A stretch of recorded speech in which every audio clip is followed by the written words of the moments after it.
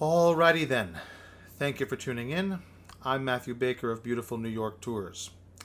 Believe it or not, we are almost done with round 4 of these virtual tours online. One more episode after this, and we will have hit the 2-hour mark. And then we'll take a break. So, 2 more for this theme, the It Happened in New York theme, which I've been very fond of, and I hope you have too. One type of building, not just in New York, but all over the country, that people very much have on their minds these days is the hospital.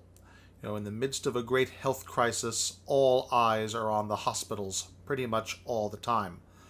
I live in Queens, which was very much the epicenter of the pandemic, at least as it was manifested in the United States, certainly during its early months. And not far from me, I could easily hear the ambulance sirens every night, as Broadway, just around the corner from my home, is a major thoroughfare to several hospitals, including Elmhurst, the biggest and most inundated of all the COVID-19 treatment centers. So hospitals have been on my mind a lot, just as they have been everyone else's.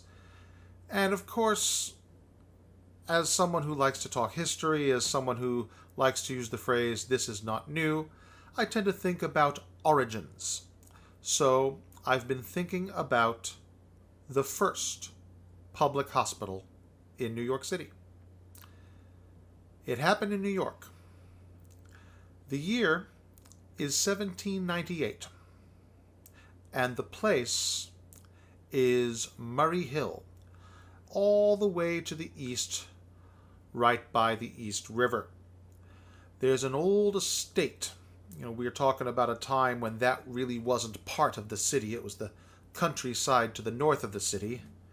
And the estate is called the Bellevue estate, the little hyphen in between the syllables.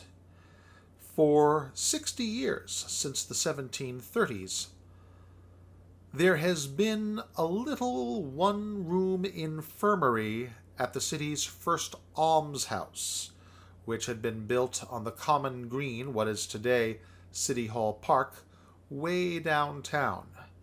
But the medical needs of the city have exploded in the ensuing decades, and especially in the 1790s, when there are yellow fever epidemics throughout the country, a little one-room infirmary with 1 doctor and 6 beds simply isn't going to cut it. So the almshouse purchases land on the old Bellevue estate and creates the first proper public hospital complex there in the U.S. It is, up to that point, the largest and most expensive building project in the city's history. Bellevue Hospital goes on to find itself at the cutting edge of virtually every major medical innovation and pioneering step from that point until today. Bellevue turned out to be the site where we had the first maternity ward, the first hypodermic needle, and the first ambulance service. Now, I specify the phrase ambulance service. This is to say a public service. There were, of course, ambulances during the Civil War, and it was based on his experiences in the Civil War that the doctor who pioneered this service at Bellevue created the first civilian ambulance corps. And that sort of thing was actually pretty common for all of Bellevue's major innovations. People would read about or study or experience firsthand, the practices of Florence Nightingale, and then they would come and use that in Bellevue's nursing service. They would use what they had experienced for the ambulance corps. They would use what they had experienced elsewhere. Bellevue was a hospital made up of people who had learned something, and that is why it also became one of the first major teaching hospitals as well, including the first in New York to have an amphitheater for medical students to learn from demonstrations.